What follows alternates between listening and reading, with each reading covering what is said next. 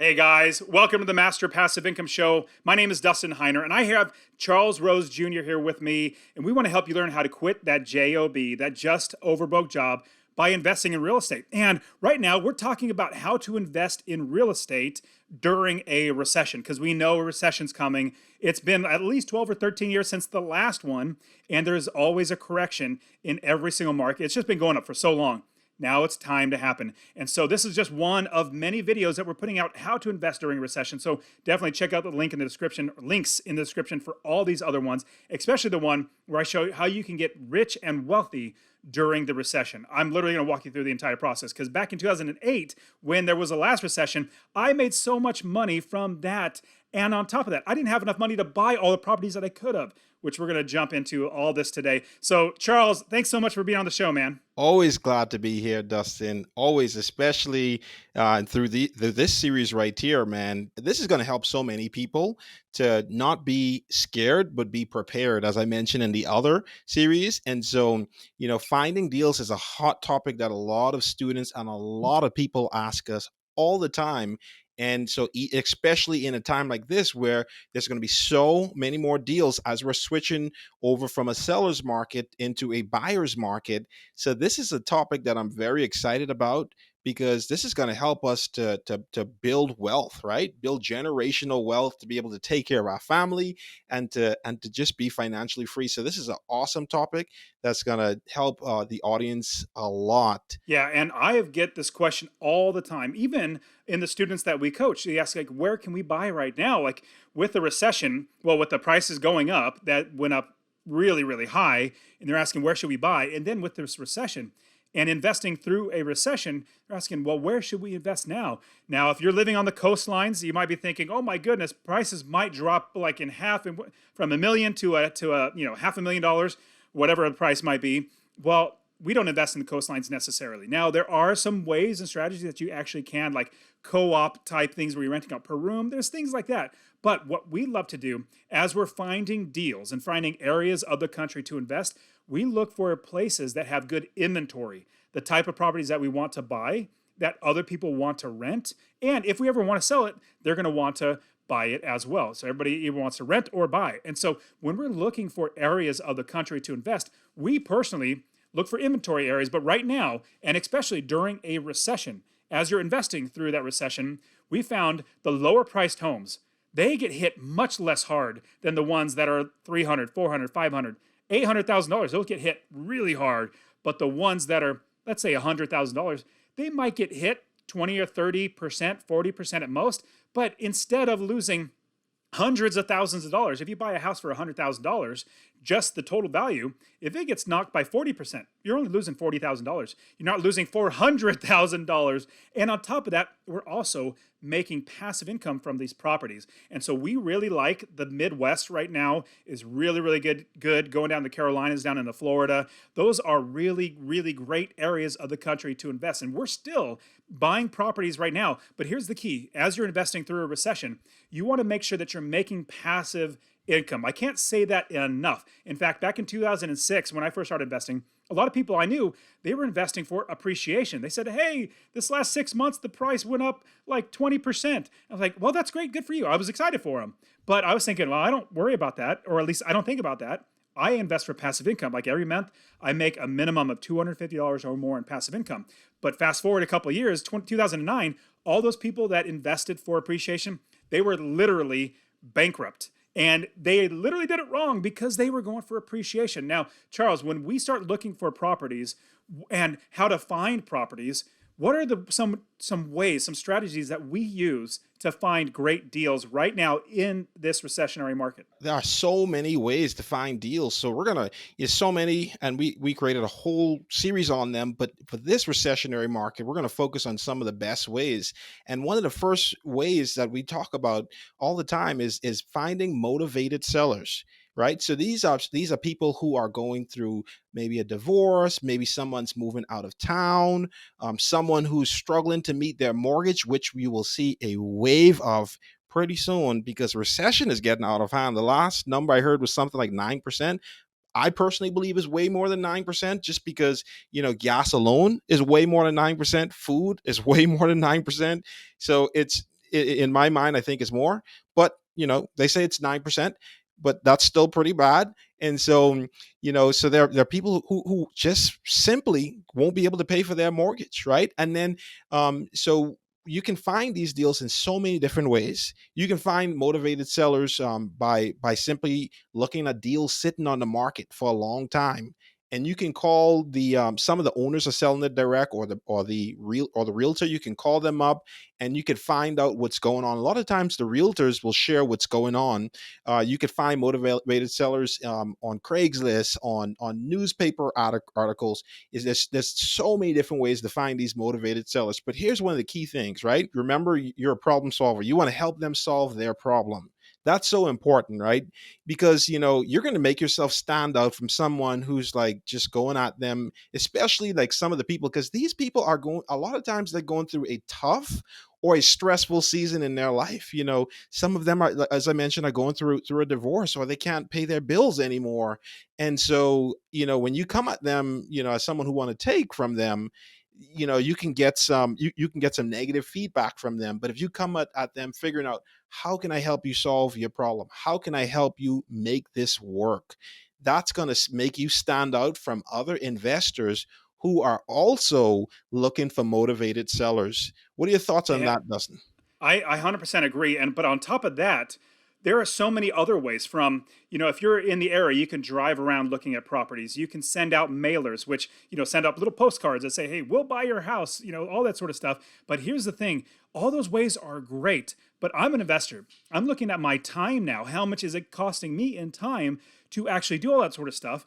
What I actually love to do is, I'm going to add this one to the list, Charles, wholesalers. So wholesalers, they are so good at doing all of those guerrilla type marketing. The bandit signs they put on the telephone poles saying, "Hey, we buy houses for cash, fast," or something like that. I don't want to have to do that. I don't live in that area, let alone nailing up all that sort of stuff. I don't do that. But what I do is I find wholesalers. Wholesalers, when there's a recession, they start really working harder and getting better deals, because what wholesalers do, they connect a buyer and a seller. I'm an investor, so I'm a buyer. I want to buy properties. They find the sellers, and they have a list of investors, of buyers that they can call. And so they already have a lot of investors that they can call. Now they just need deals that they can pass from the seller to the buyer. And so now they're getting excited. Wholesalers are pumped up. They're like, man, as soon as prices come down, I could buy all these properties or assign all these properties to investors.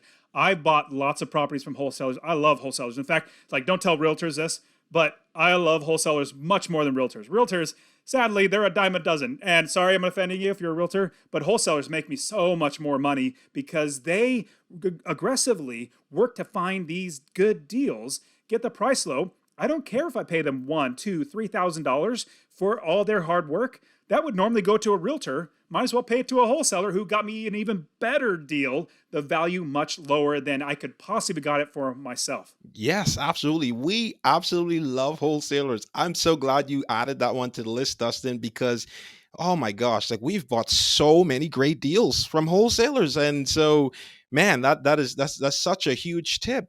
And in addition to wholesalers, whenever you're working with a realtor, what we always suggest is work with a realtor who's investor friendly.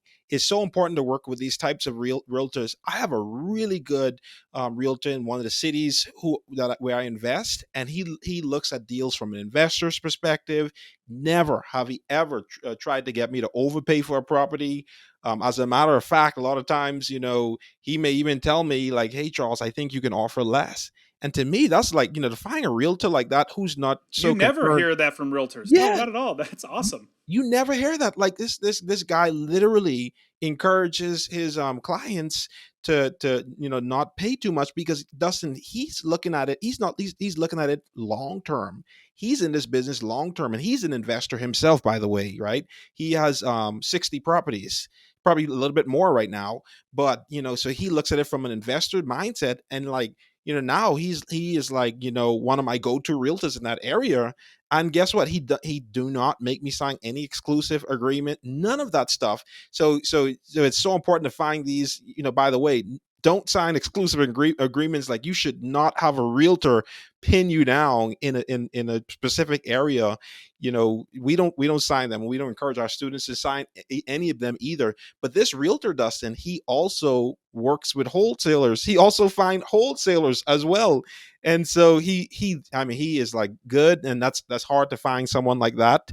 I agree. But definitely look for investor friendly realtors, and that's going to help you to buy so many more deals, man. Absolutely. And what's great about these investor friendly realtors is they understand how we think, and they utilize the tactics that we would probably do to find good deals. Like if they have a wholesaler, I don't care who gets money out of a deal as long as it works for my numbers, meaning I make $250 a month of passive income. I'm capturing equity when I buy the property. I don't care if they get a cut of the deal. It's because they worked hard. I'm literally just wake up in the morning, go to the gym, come home, eat breakfast, drink coffee, look at my emails, and see, do I want to buy this property? Oh, that's a good property. I don't care they're making, two, three, four, $5,000. Doesn't matter to me. It fits my numbers because they got the price so low when they got it from the seller. Shoot, I'll buy those all day. And so when an investing friendly realtor invests for, or when they're doing this for long term, they're looking at you as not just one sale of a house, trying to get as much money out of you as possible. They're saying, hey, Charles, he's going to buy 8, 10, 15 properties from me. The longevity of it is going to be so much better because they also want deal through. They want to get a deal and then have it go through and make money because they want to be doing that over and over again because that's how they make more money. Now, on top of that, when there's a recession and you're investing through the recession, you're going to be finding a lot of REOs, those real estate owned by a bank, foreclosures. You're going to have short sales. You're going to have all this sort of stuff. I remember when I was investing back in 2008, when all these short sales were hitting. Now, my quick suggestion is when you see a short sale, it's just know it's going to take a long time for that to actually go through. I'm not saying don't buy it, but if you're getting your first property, there are better properties that aren't going to take as long to tie up all your money and your brain power.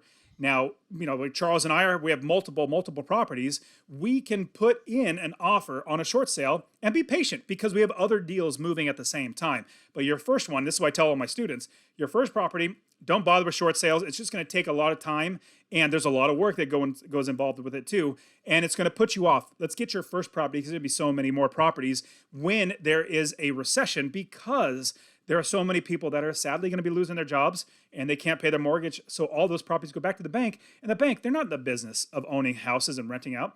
They're in business of lending money. That's where they make their money. In fact, we as investors would love to get to be where we're the bank because that's where we make all the money. Absolutely, Dustin. And I definitely like how you tell me and many other students to, like, try to like work with a deal that you can get. Let's get that first property under the belt, because there's so many different ways to find deals, but this is just one other type of deal sourcing that you can utilize. So these deals, these way of finding deals is many different ways. So definitely we encourage you to go and try to find them. Definitely check out the wholesalers, the investor friendly realtors, and when you can find those REO homes, one of the things that's so important is to have a good relationship with these banks. Maybe go and take out the head of commercial lending to lunch. Go in and start building a relationship with them, because they're gonna look out for you when they know what you're looking for.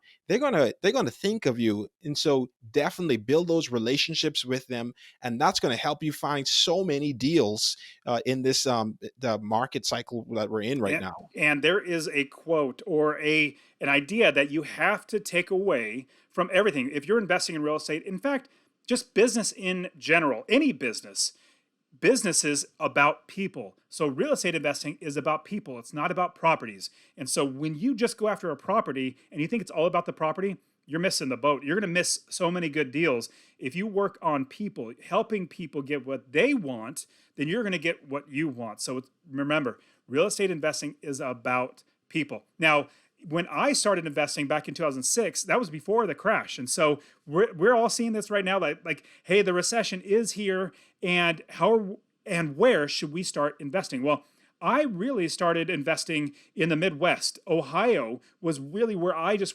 focused on because I started really understanding that market and I had my business set up. Remember, Master Passive Income, we always build the business first. And if you don't know how to do that, check the link in the description to actually get my real estate investing course absolutely for free. I'll give it to you, masterpassiveincome.com/free course.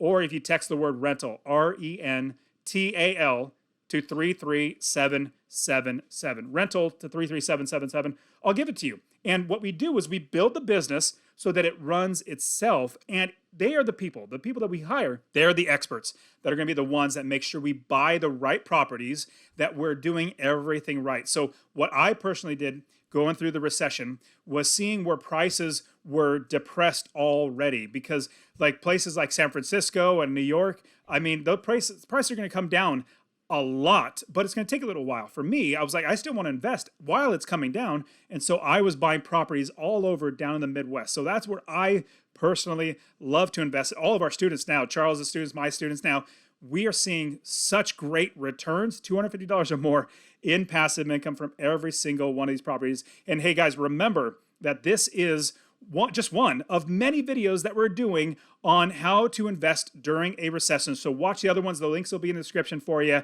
And we'll see you guys in the next one. I hope you guys have great success.